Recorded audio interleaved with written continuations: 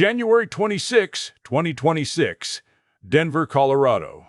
Sarah Mitchell is sitting in a Toyota dealership filling out paperwork for a Highlander hybrid. 22 months ago, she drove off a Chevy lot in a brand new Blazer EV, convinced she was driving the future. Today, she's trading it in at a 40% loss.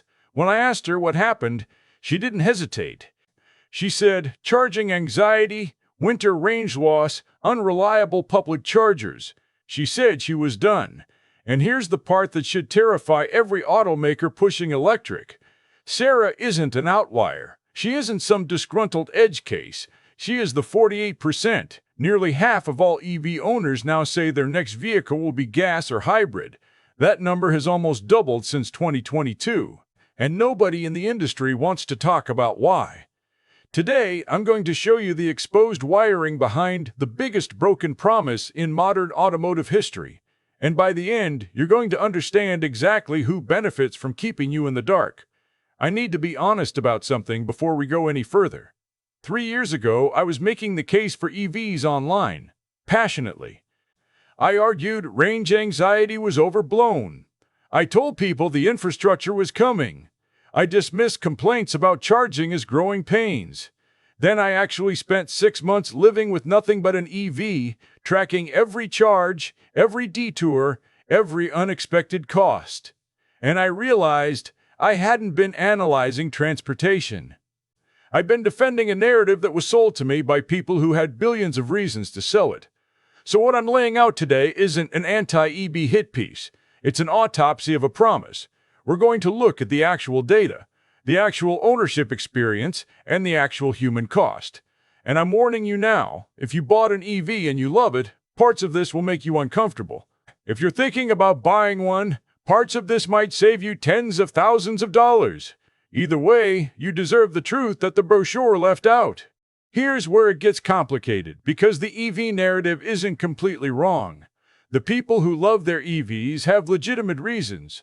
Home charging is genuinely convenient. You plug in at night, wake up full. No gas stations, no lines. The torque is instant. The ride is quiet. Maintenance costs on the drivetrain are legitimately lower. And for a specific kind of owner, an affluent professional with a garage, a short commute, and a second car in the driveway, the EV experience is exactly what they promised. These owners have regret rates between 8 and 12%, which is actually better than gas vehicles. They aren't lying. Their experience is real. But here's the other side. The single-car household that needs to drive 400 miles to visit family. The apartment renter who has to hunt for public chargers at 11 at night in February. The contractor who bought an electric pickup and watched his range get cut in half the first time he hooked up a trailer. Their experience is also real. And according to McKinsey's 2025 consumer survey, 48% of EV owners say their next car will be gasoline or hybrid. That's up from 29% in 2022 and 38% in 2024. J.D. Power found 52% of EV owners reported being less satisfied than they expected. Consumer Reports documented that 46% experienced significant problems or regret within 2 years. Cox Automotive revealed that 43% of EV trade-ins were replaced with gas vehicles, not hybrids. Gas. The people who actually live with EVs are walking away at a rate that would bankrupt any other product category. And what's devastating is that both sides think the other side is delusional. EV enthusiasts call dissatisfied owners impatient Luddites. Dissatisfied owners call enthusiasts cultists. They're talking past each other because neither group realizes they're describing completely different products for completely different lives. But here's what both sides are missing. The gap between promise and reality isn't an accident. It's a business model. Let me walk you through what the ownership experience actually looks like when the marketing ends. 40% of public chargers don't work when you need them. That's not my number. That's from AAA's 2025 ownership study. 40%. Imagine if 40% of gas stations had broken pumps. There would be congressional hearings. But with EV chargers, you're supposed to just deal with it. Plan around it. Download 4 different apps and pray. A 600-mile road trip in a gas car takes about 9 hours with one fuel stop.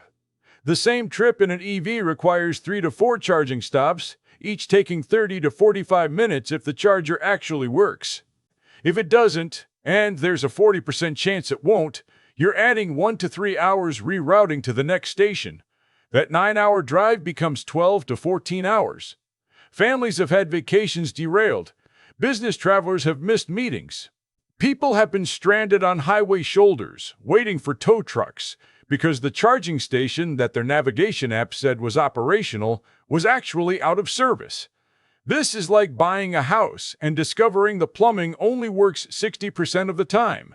You wouldn't call that a minor inconvenience, you'd call it uninhabitable. Because here's where it gets worse.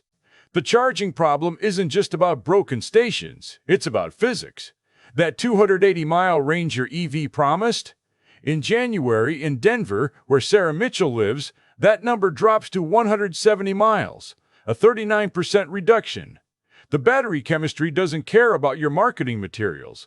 Cold weather slows the chemical reactions that produce electricity.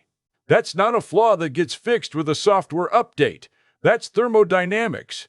And the data proves the pain isn't distributed equally. In northern states, regret rates hit 58 to 62%. In warm climates like Arizona and Southern California, they hover around 42 to 45%. Same cars, same brands. Completely different experience based on your zip code. Nobody mentioned that at the dealership. Nobody showed you a map of satisfaction rates by climate zone. They showed you a sleek ad with a mountain road and a sunset and let you fill in the fantasy. For renters, the nightmare compounds exponentially. 67 to 72% of EV owners who rent their homes report regret, and 44% of Americans rent. Nearly half the country was sold a product that functionally doesn't work for their living situation. That's not a market gap. That's a trap door disguised as a welcome mat. So the experience is bad for millions of people. But it gets worse. Because the financial promise was just as hollow as the convenience promise. Insurance on EVs runs 20 to 30% higher than comparable gas vehicles. Nobody tells you that until you're signing the paperwork. Home charger installation costs between $2,500 and $5,000. That line item never appears in the total cost of ownership calculators the manufacturers publish. Electricity costs have risen 40 to 60% in many markets over the past 3 years. That cheap fuel promise is evaporating in real time. And then there's depreciation, the silent financial catastrophe that's trapping hundreds of thousands of owners. Gas vehicles depreciate 40 to 45% over 5 years. EVs are losing 55 to 65%. A $55,000 EV purchased in 2021 is worth roughly $22,000 today. That's a 60% loss. Owners who financed are underwater on loans for vehicles they can't afford to keep and can't afford to sell. Kelley Blue Book's 2025 analysis shows trade-in offers coming in 40 to 50% below what owners expected. People are walking into dealerships thinking their car is worth $30,000 and being told it's worth $17,000. For truck buyers who went electric, the regret rate climbs to 64 to 68%. Range drops 60% when towing, which for a truck is the entire point of ownership. Imagine buying a boat that sinks when you put it in water. That's the electric pickup towing experience. You bought a truck that stops being a truck the moment you use it like one. Here's what nobody in the industry wants you to connect. The companies that pushed hardest for EV adoption, the ones that lobby for mandates and subsidies and infrastructure spending, they already got paid. Boston Consulting Group's 2025 analysis tracked a flow of government subsidies, tax credits, and infrastructure grants. Billions upon billions funneled to manufacturers and charging network companies. The subsidy structure was designed to incentivize production and sales, not satisfaction, not infrastructure reliability, not consumer experience. You were told you were buying the future. What you were actually buying was someone else's quarterly earnings target. That's you. If you defended the EV transition online, if you told skeptics they were behind the times, if you mocked people who raised concerns about charging or range or cost, You were doing unpaid marketing for corporations that pocketed the subsidies and left you with the depreciation. You weren't an early adopter. You were an unpaid lobbyist for companies that will never know your name, defending their profit margins against people who were trying to warn you. And the most painful part is that the warnings were right. Every concern skeptics raised, charging infrastructure, cold weather range, cost of ownership, resale value, every single one turned out to be legitimate. The people you argued with weren't anti-progress. They were reading the engineering data that you were too emotionally invested to look at. I talked to a man named James Whitfield last month. 43 years old, 2 kids, lives outside Minneapolis. James is an engineer. He did the math. He calculated his commute, his annual mileage, his electricity rates. In 2023, he sold his paid-off Honda Accord and financed a $52,000 electric SUV. He was all in. He installed the home charger for $3,800. He downloaded every charging app.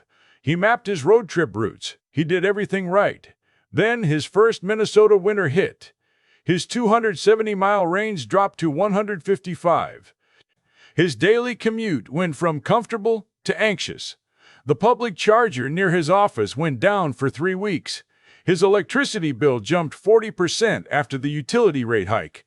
And when his wife needed to drive the kids to her mother's house 300 miles away, they had to stop twice to charge, adding almost 3 hours to the trip. The kids were miserable. His wife was furious.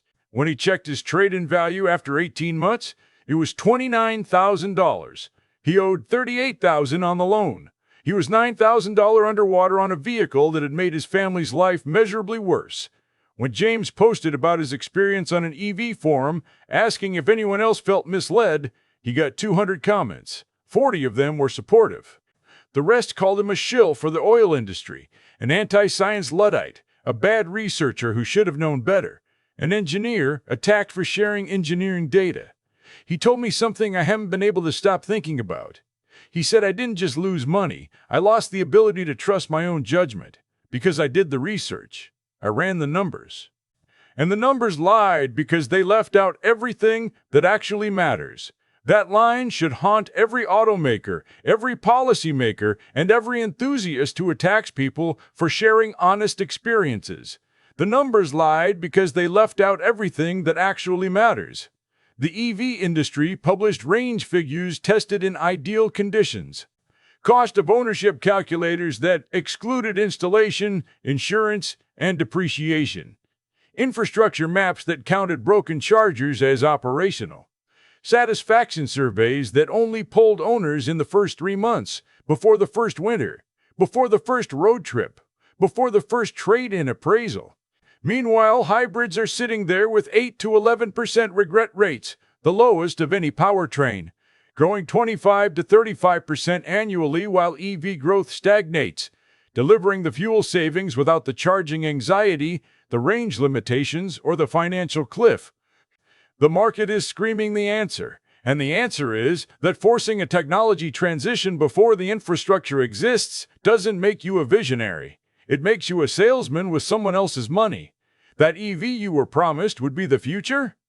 It's depreciating at 60% over 4 years, while the hybrid you dismissed holds its value and never leaves you stranded at a broken charger in January.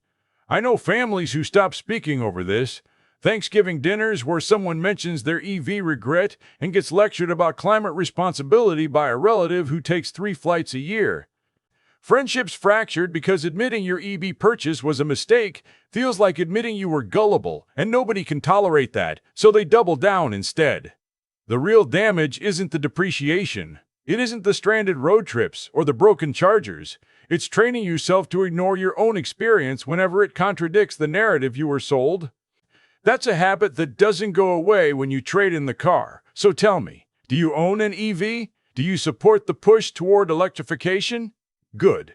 Then tell me one legitimate concern from the data I just shared that you'll admit is real, even if you still support the transition. If you can't name a single one, if the idea of agreeing with any criticism makes your chest tighten, then congratulations. You're not evaluating transportation anymore. You're defending an identity. And that's exactly what they're counting on.